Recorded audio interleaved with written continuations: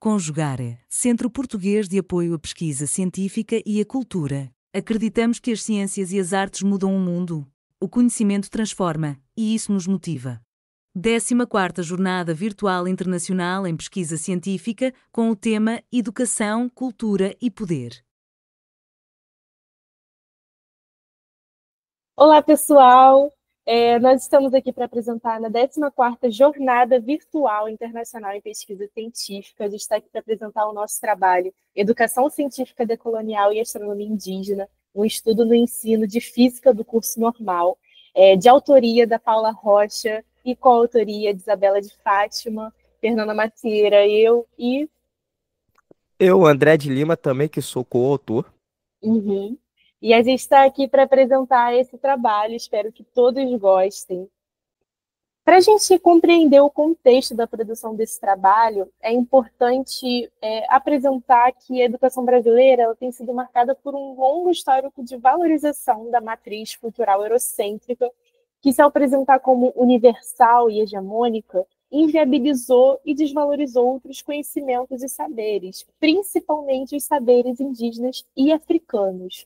Né? Então, nesse cenário, a educação brasileira, ao longo de muitos anos e muitas décadas e séculos, finalmente conseguiu formular a Lei 11.645, de 2008, que foi um marco fundamental para o ensino de história afro-brasileira e indígena, né? Ou seja, se tornou obrigatório o ensino de história indígena e africana nas escolas brasileiras, principalmente no currículo da educação básica. Porém, a implementação dessa lei enfrenta desafios significativos na implementação dela. Primeiro, pela superficialidade, né, na sua aplicação, e segundo, pela fragmentação da temática indígena, em que é muito ampla e complexa e é abordada muitas vezes de forma estereotipada, além de superficial. A carência de materiais didáticos adequados e a formação de professores também é um empecilho muito grande para o ensino, para as novas gerações e os alunos. E é nesse contexto em que a gente monta esse trabalho, né, mas principalmente inserindo a perspectiva decolonial na educação. Ou seja, né, a decolonialidade ela emerge de um caminho de descolonizar saberes, descolonizar mentes e aprender, desaprender o que foi imposto e aprender novos processos de pensamento, né? Buscando romper com esse absolutismo acadêmico do saber científico e do saber cultural. Essa abordagem decolonial, ela defende principalmente a valorização da diversidade epistemológica, né? Então, não é mais uma só epistemologia, mas sim uma complexidade que se completa de epistemologias, né? Combatendo o racismo científico, o racismo epistêmico, e que historicamente inviabilizou a produção de conhecimento dos povos não europeus. A educação decolonial, ela preza por um modelo que não seja universal, mas que promova um diálogo horizontal entre esses diversos conhecimentos. Então, é nesse contexto que o saber indígena ele entra em evidência, a partir da astronomia indígena, né, que se destaca como um campo promissor da educação científica decolonial, principalmente nas escolas brasileiras, né? Então, a partir dos seus costumes, das suas vivências e a observação do céu, as constelações indígenas, por exemplo, elas são povoadas por animais da fauna brasileira, né? Então, eles observavam as constelações e viam figuras da sua vivência, como a Ema, como a Anta, que o André vai explicar melhor adiante. E essas figuras anunciavam principalmente os períodos de chuva, de seca, de rios, épocas de plantio, mas principalmente as estações do ano. Ou seja, a observação dos povos indígenas, mais especificamente do Mbiá-Guarani, já observava as estações do ano a partir das constelações. E essas constelações com figuras a partir das suas vivências, né, como foi falado da fauna brasileira, dos animais, das pessoas em que se via. Né? Então, essa prática, né, esses fenômenos, eles não são vistos só de maneira sistemática e empírica, como é visto através da epistemologia eurocêntrica, mas principalmente integrando a vivência desses povos, né? Que integra o Sol, integra a Lua, a Terra, em narrativas que moldam toda uma memória cultural de um povo, né? Um saber transmitido de forma principalmente oral.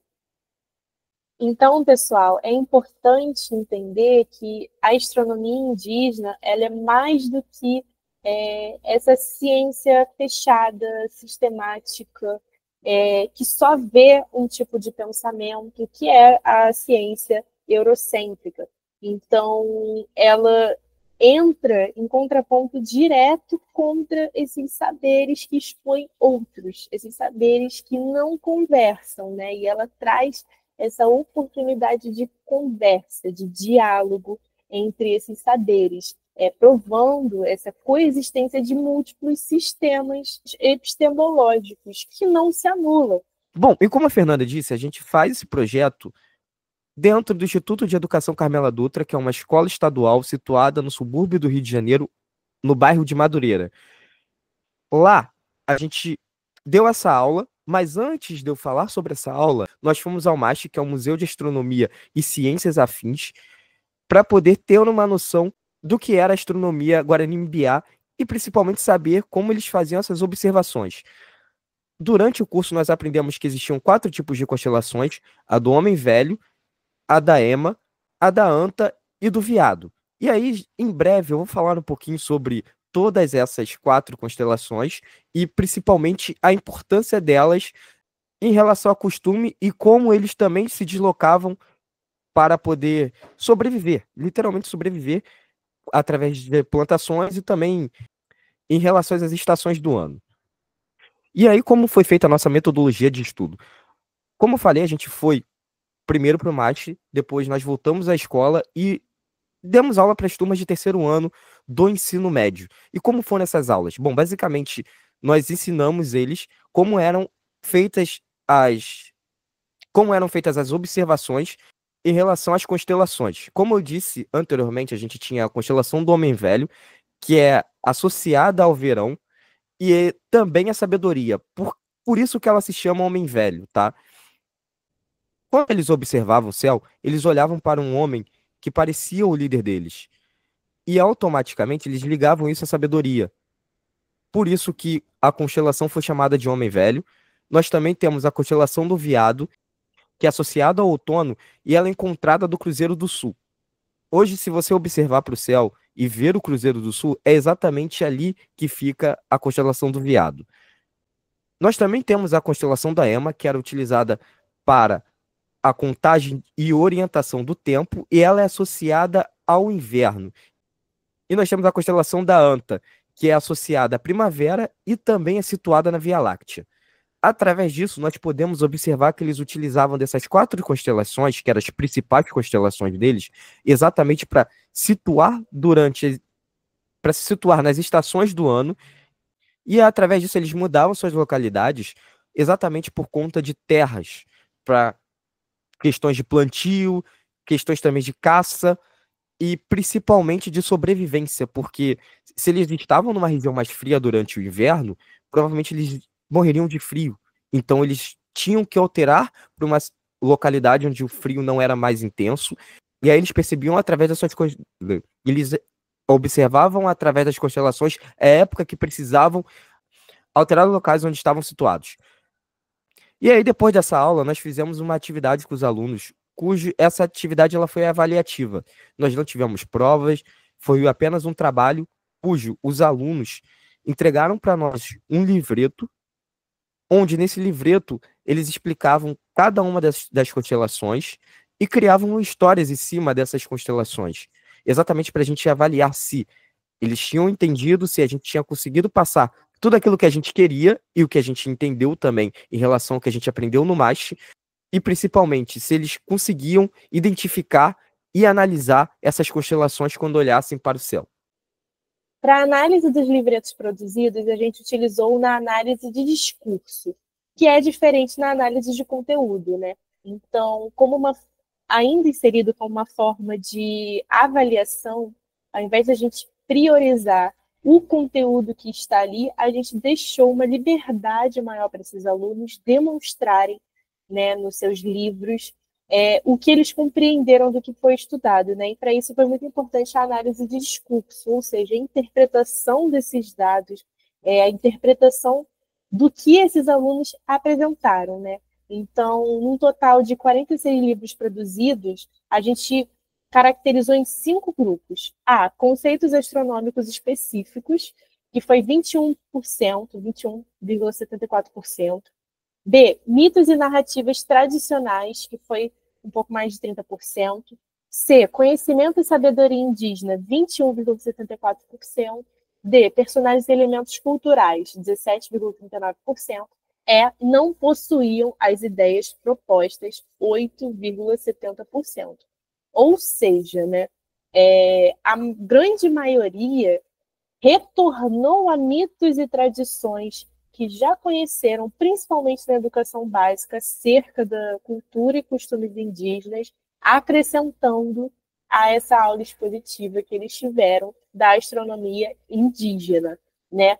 E muitos utilizaram os próprios conceitos astronômicos, mas teve uma pequena porcentagem que não utilizou nada do que foi estudado, nem saberes anteriores da educação básica, né, de mitos, de folclore ou algo do tipo, e nem da aula expositiva. A gente observa que essa abordagem contribuiu muito para uma educação mais inclusiva e contextualizada, porque essa porcentagem que não utilizou da proposta da aula foi ínfima comparada a outras, né? E a gente tem como resultado e implicações, primeiro, o sucesso na integração, né? A atividade ela foi eficiente na transmissão desses conteúdos de astronomia e na valorização de saberes indígenas. Consequentemente, um questionamento ao eurocentrismo, né? Então, legitimou outras formas de produzir e compreender conhecimento, indo além do saber científico e hegemônico. O que tudo isso significa? Que os alunos, a partir dessa exposição e dessa atividade, eles puderam compreender a diversidade e complexidade de epistemologias, né? Para além também dos discursos religiosos e pessoais, eles puderam compreender as visões diversas que existem, principalmente em seus antepassados, que o Brasil é um país extremamente miscigenado, em que a grande parte da população tem indígenas na família, né? Então, é compreender o seu passado e é compreender que não existe essa visão de conhecimento hierarquizado. E isso trouxe também algumas reflexões, né, entre eles e a gente, como, por exemplo, como podemos, em nossa prática, aprofundar a inclusão dos saberes indígenas no ensino de física e outras disciplinas, e quais são os principais desafios que vocês veem para implementar uma educação decolonial em sala de aula, né? Então, foram alguns questionamentos levantados. Bom, para finalizar, e a gente observar como considerações finais, a gente tem que analisar e aceitar o fato de que a astronomia indígena ela não substitui a astronomia ocidental. Ou seja, a gente não vai deixar de ensinar a constelação de Áries, a constelação de Escorpião e todas as outras constelações que são do Ocidente e começar a ensinar somente a constelação indígena, dos Guarani-Mibiá. Não vai ser isso, mas sim mostrar que existem outras constelações, existem outros saberes, existem outras culturas e principalmente outras etnias que com o tempo podem ser apagadas e algumas delas inclusive foram apagadas. Então é muito importante nós como professores utilizarmos desse tempo em sala de aula também para ensinar esses saberes. E um dos desafios que nós tivemos em executar essa aula, em fazer essa aula, colocar essa aula em prática em sala de aula, foi exatamente a questão do interesse dos alunos em relação ao conteúdo, porque há um problema dentro do ensino público no Rio de Janeiro, principalmente, são os alunos acharem que alguns conteúdos não servem para o mundo externo, que não servem para o dia a dia, para o cotidiano. Então, isso foi uma das dificuldades que nós encontramos em dar essa aula, mas, no geral, como foi demonstrado pela Fernanda em um dos slides, Não, como foi demonstrado pela Fernanda, nós conseguimos a boa execução em relação a esse trabalho feito em sala de aula.